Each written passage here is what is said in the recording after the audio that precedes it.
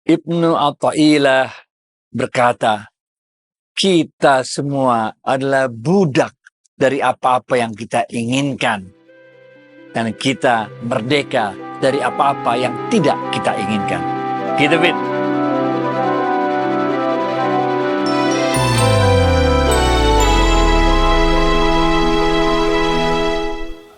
Assalamualaikum warahmatullahi wabarakatuh, sahabat Smart Skill School. Semoga kita semua selalu dalam lindungan Allah Subhanahu wa Ta'ala. Amin.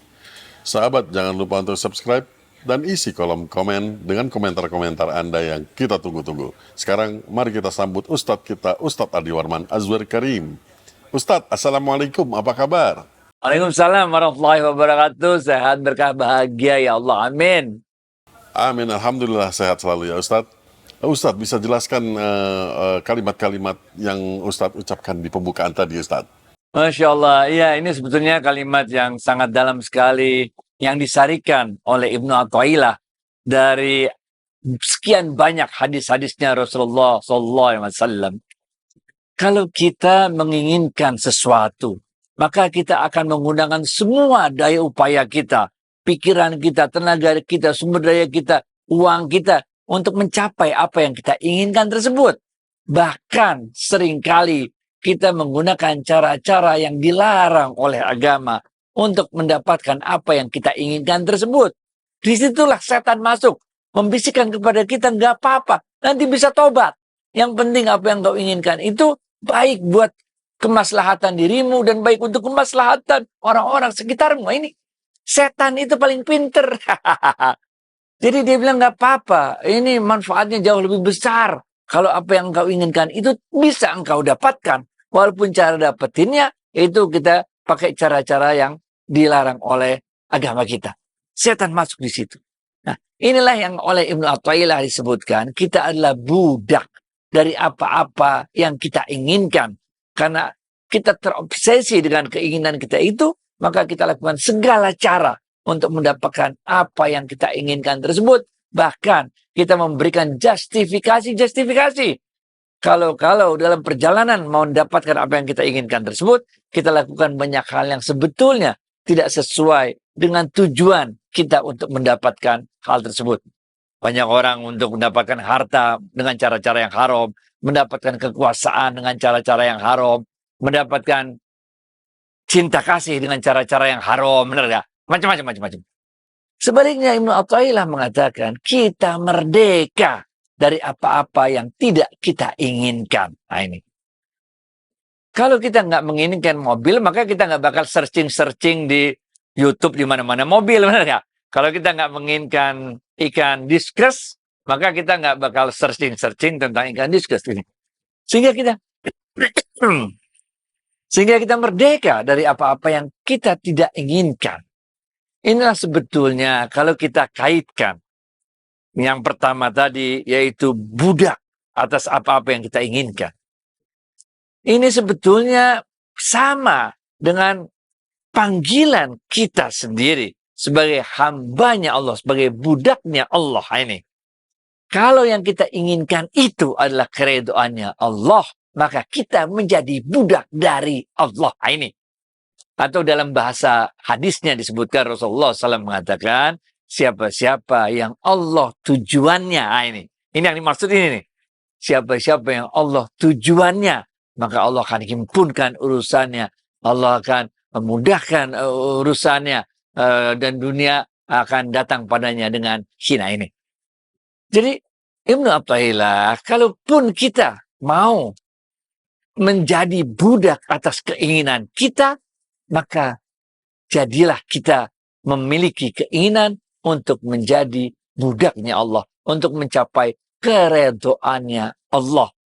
Sehingga nanti di akhir masa kita akan dipanggil oleh Allah, ya ayyatuhan nafsul mutmainnah irji'i ila rabbiki radiyatan maradiyah. Ini radiyatan maradiyah, orang-orang yang redho kepada takdirnya Allah, dan Allah pun redho kepada kita.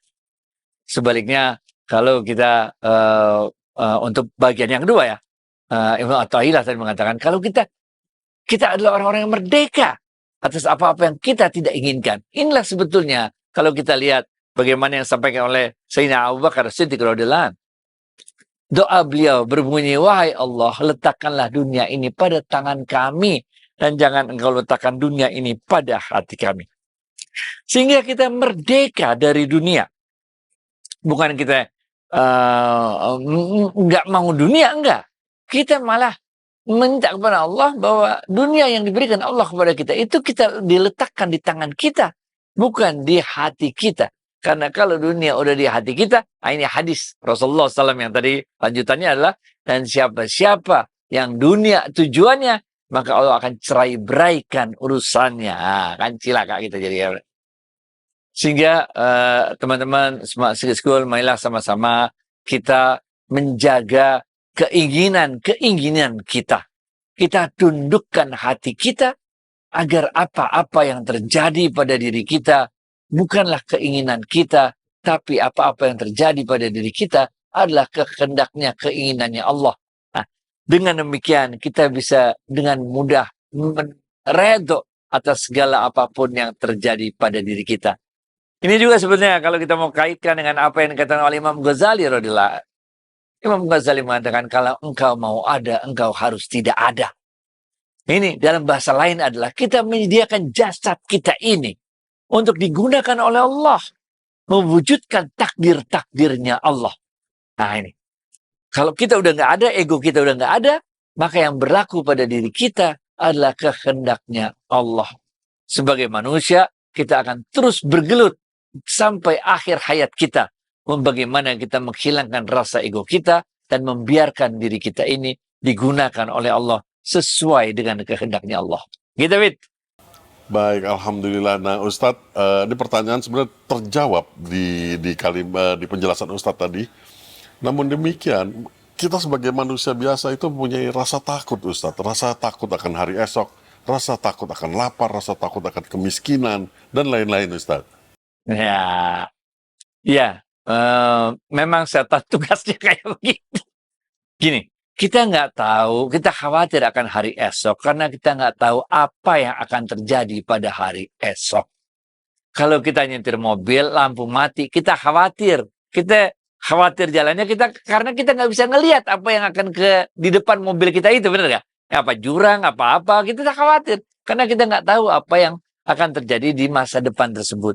Itu yang menyebabkan kita khawatir akan hari esok. Allah juga paham bahwa kita khawatir akan hari esok. Itu sebabnya Allah selalu mengembirakan kita. Wala tahinu wala tahzanu. Udah jangan khawatir. Jalan aja dah. Ikutin aja nih jalannya. Nah, maka insya Allah kita akan selamat. Keyakinan seperti inilah bahwa dalam hidup ini ada yang mengatur segala sesuatunya akan membuat kita jadi merasa nyaman. Bayangkan bagaimana perbedaan kalau kita jalan dengan nyetir mobil, nyetir sendiri, kita harus waspada, belok kiri, belok kanan, jurang, segala macam, ngerem, gerak segala macam, benar gak? Coba bandingkan misalnya dengan masinis kereta api, oke? Yang dia udah tahu dia selalu berjalan di relnya. Memang masih perlu masinis, benar gak? Untuk kereta-kereta tertentu karena bisa jadi di relnya itu ada yang melintas atau dan sebagainya. Atau relnya ada sesuatu di depan, benar nggak? Walaupun sekarang juga ada yang udah nggak pakai masinis sama sekali. Ini kan perbedaannya nyata sekali. Yang satu betul-betul dia harus waspada dengan jalan yang berliku-liku dan dia nggak tahu apa yang akan muncul di depan. Dengan kereta yang selalu berjalan di atas relnya. Bandingkan juga dengan misalnya pesawat terbang. Dengan autopilotnya itu, benar nggak? Begitu naik ke atas, autopilot jalanin, udah beres semua. Walaupun pilotnya juga harus tetap waspada karena bisa jadi terjadi sesuatu di depan itu, benar. Nah, inilah contoh bagi kita orang muslimin, orang mukminin. Ketika kita selalu berjalan ihdinas siratal mustaqim. Kalau kita selalu berjalan di atas rel yang telah ditentukan oleh Allah, maka tugas kita, kekhawatiran kita, kecemasan kita akan hari esok jauh lebih berkurang. Memang cemas, iya cemas, tetap cemas. Sebagai manusia kita pasti tetap cemas. Tapi kecemasan itu sekedar muncul sesaat, lalu kita tepis. Innallaha ma'ana. Sungguh Allah bersama kita. La hawla wala quwwata illa billahil azim. Tidak ada daya upaya kecuali Allah. Kita yakin betul bahwa Allah selalu membersamai hidup kita. Udah nggak usah khawatir masa depan dah. Khawatir juga nggak bisa ngapa-ngapain. Bismillah. Waalaikumsalam warahmatullahi wabarakatuh.